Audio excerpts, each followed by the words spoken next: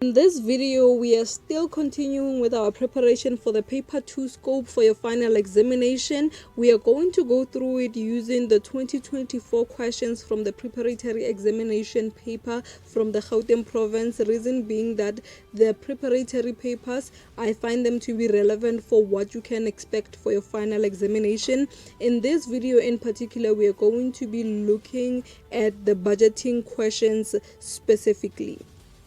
If you haven't seen the previous 3 videos, we have already covered reconciliation, cost accounting, and stock valuation and VAT. And that's why in this video we are going to be looking at our questioning for budget and what you can expect for the topic of budgeting. If you haven't watched the previous 3 videos, be sure to make sure that you go watch them before you watch this one, or even after you watch this one. Just make sure that before you write, you have seen all 3 videos, and with this one being the 4th one. So what can you expect for budgeting? Under budgeting, you should be careful with your calculation for a cash budget. You need to know what is a cash budget first of all, and how you can do the calculations for your cash budget.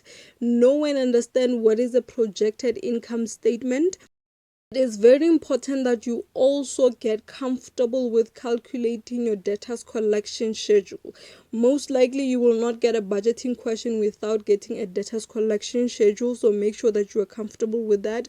And then lastly, they will ask you questions where you have to comment. We have already talked about how to comment. You are stating what was, what is, and what is the difference, and most likely you will also be required to give recommendations.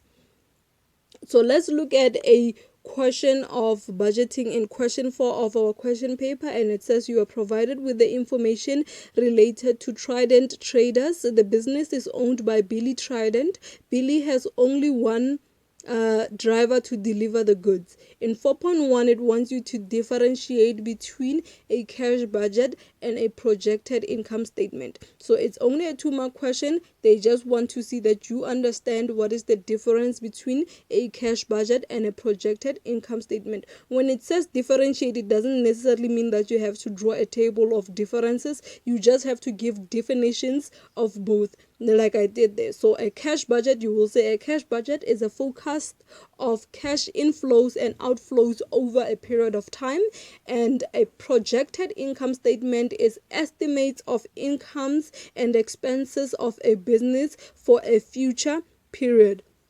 So by just giving the definitions, you can already see the differences. A cash budget, it talks about a forecast, meaning we are forecasting into the future, whereas a projected income statement talks about estimates. So it's not necessarily a forecast, it's an estimate of what we can expect. And then a cash budget talks only of cash inflows and cash outflows. So things like depreciations that are non-cash items, you will not find them in a cash budget. Whereas incomes and expenses include such things as depreciations, and you could find it in a projected income statement. And then the next question in 4.2 says complete the debtors collection schedule for March and April 2024.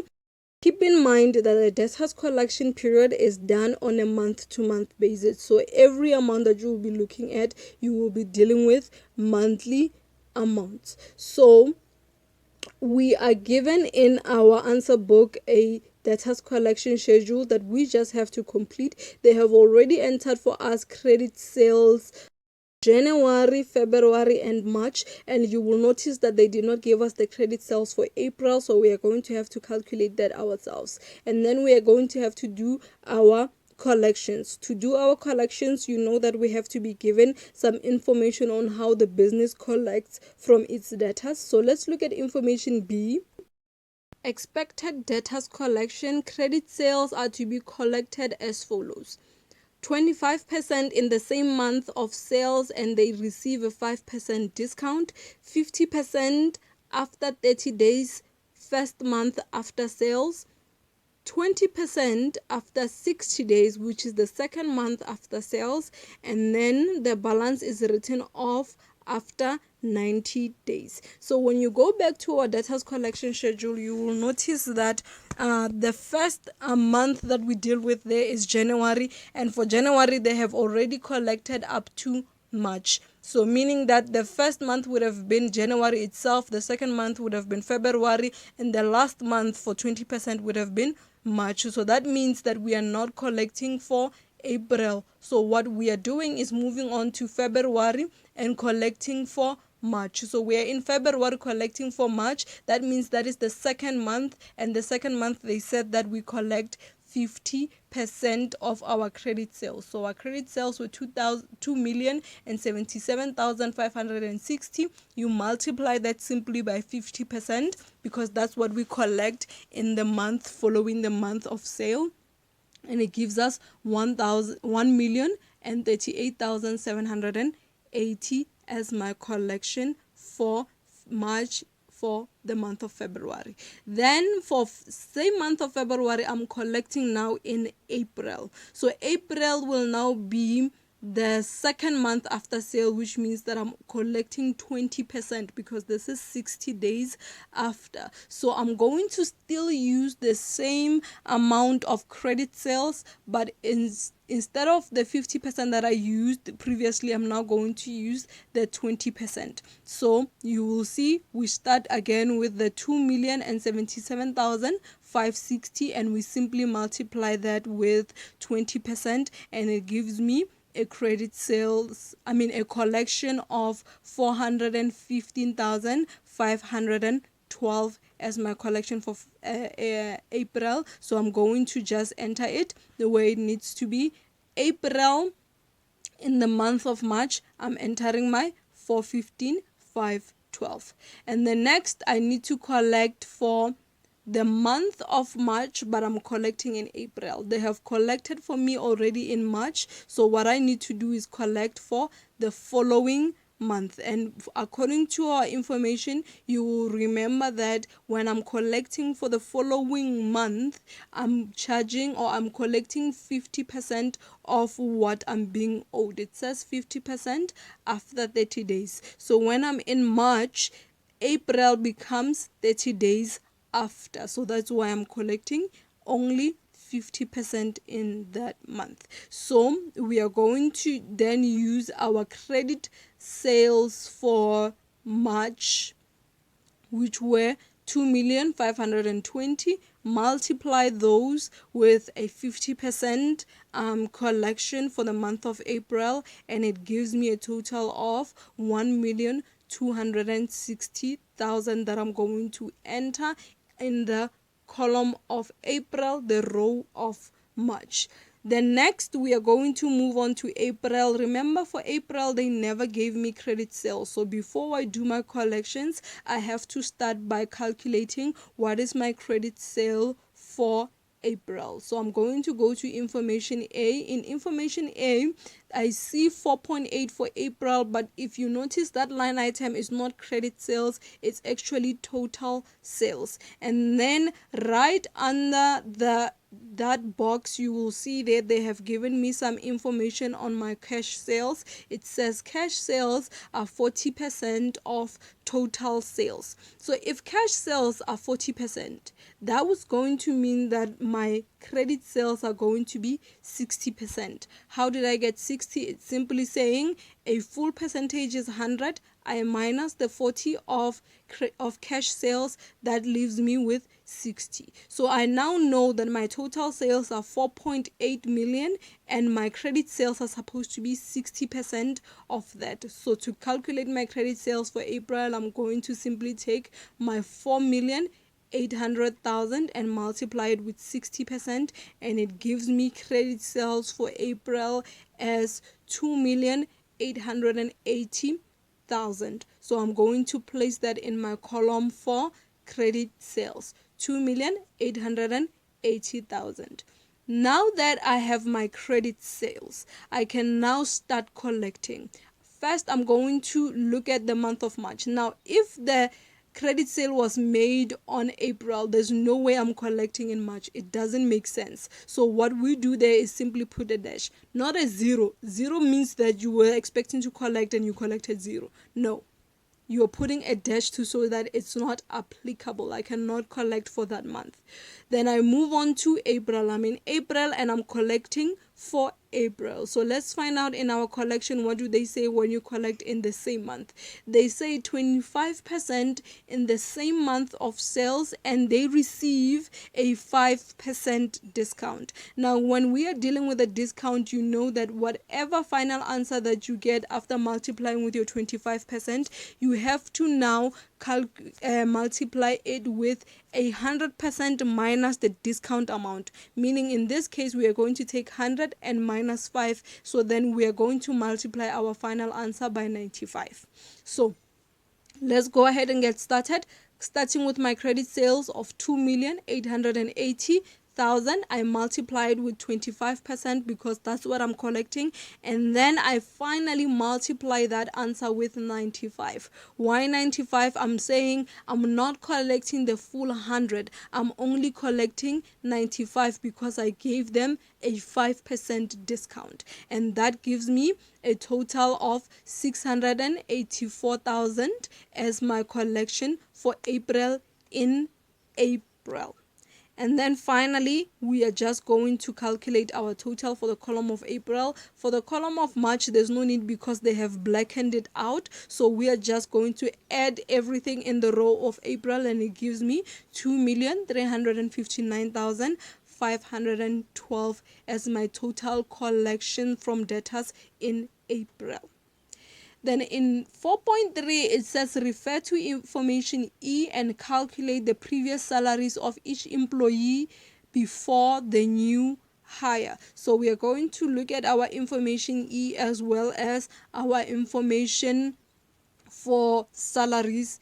So let's start with information E first. It says the business employs 3 workers earning the same salary.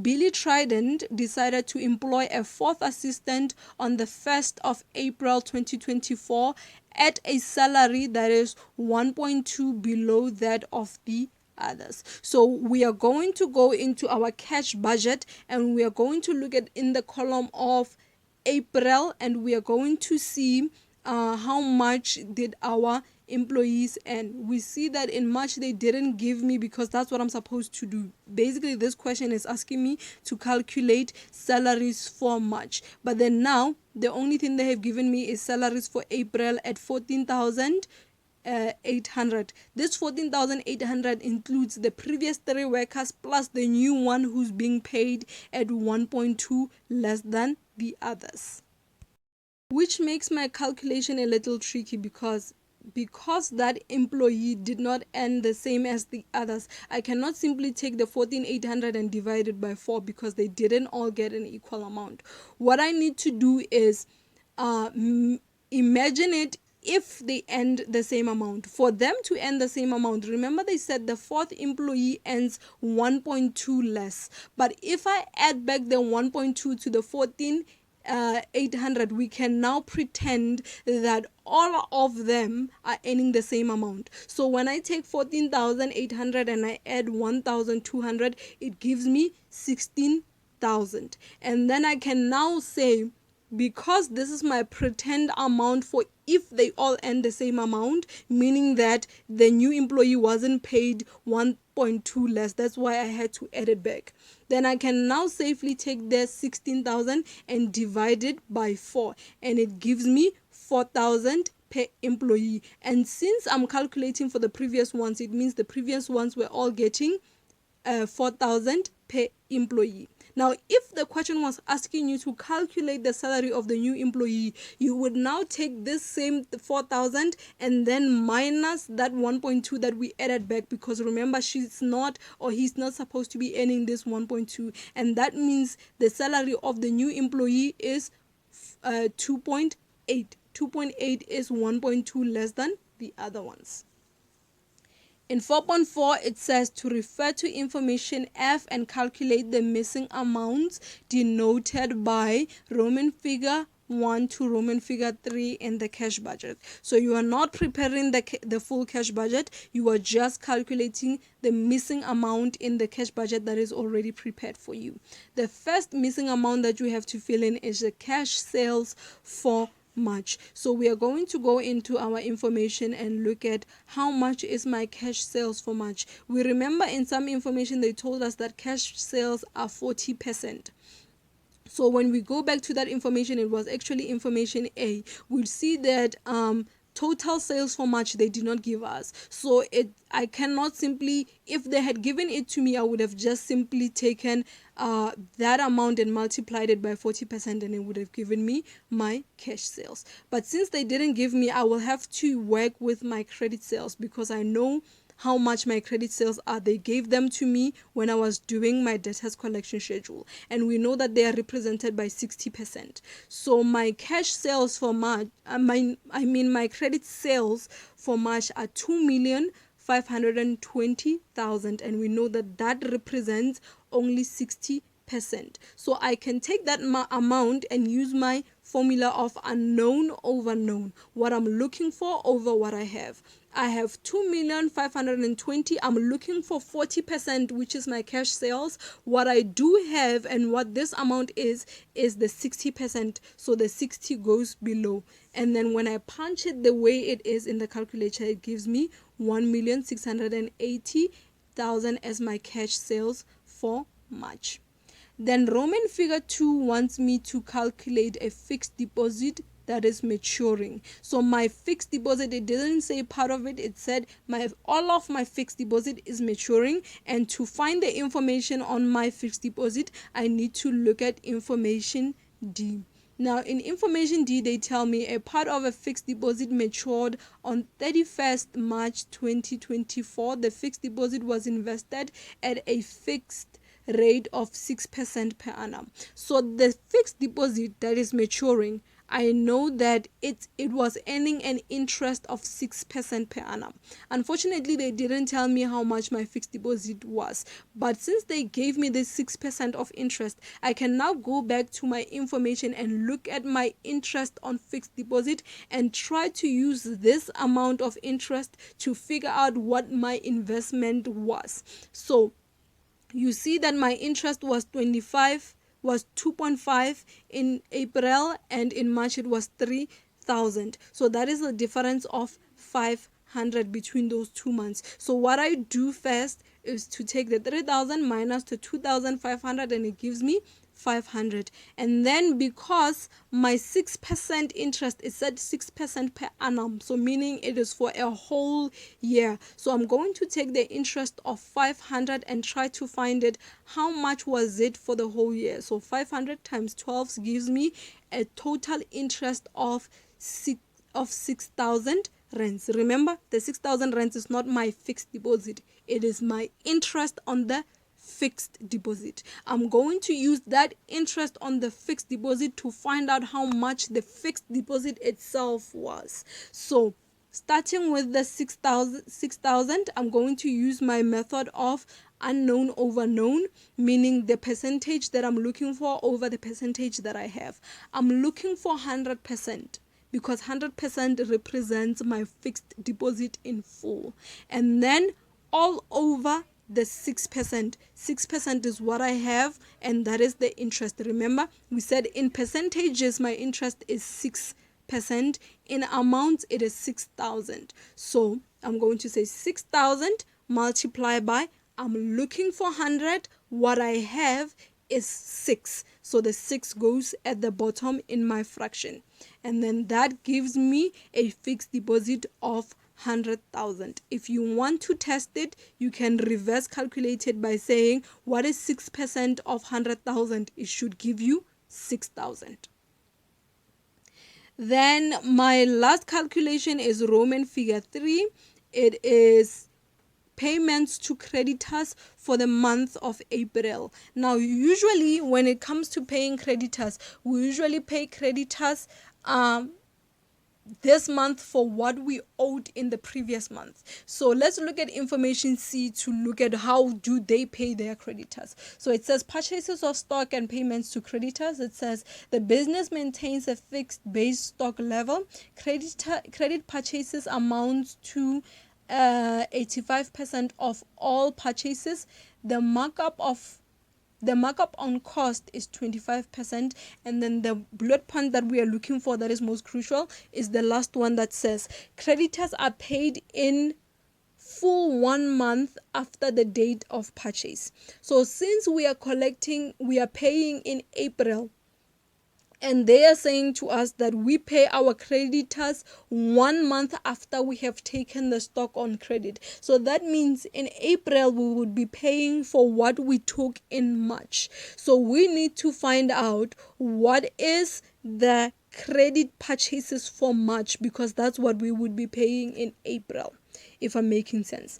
So again, when I go to my March information, I have that problem of March total sales were not given to me. However, I was given my credit sales. We know that my credit sales represents only 60%. So to get total sales, I'm going to say 2,520, which is my credit sales. I'm going to again use my method of unknown over known. I'm looking for total sales. That would be 100. What I do have is only 60%. So 100 over 60, and my total sales for March becomes 4,200,000. Now, remember, I'm looking for credit payment. What I'm calculating here is total sales. So now that I have my total sales of 4,200,000, I can now try to calculate my total purchases for March. Total purchases meaning both cash and credit. So I'm going to use that amount of total sales. I'm going to say total sales of 4,200,000, multiply it again, unknown over known. I'm looking for cost. What I have is total sales, and I'm looking for total purchases.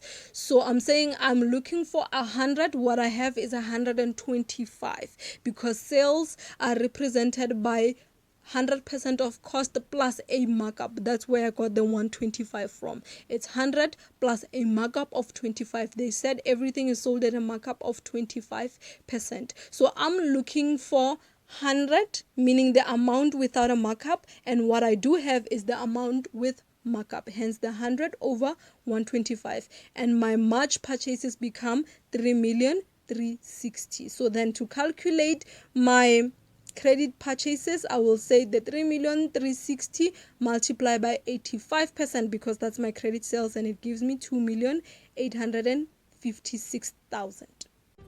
This concludes our full scope for your paper 2 final examination accounting paper. If you have any questions, any need for clarification, be sure to put it in the comment section below, and I will answer as quick as I possibly can.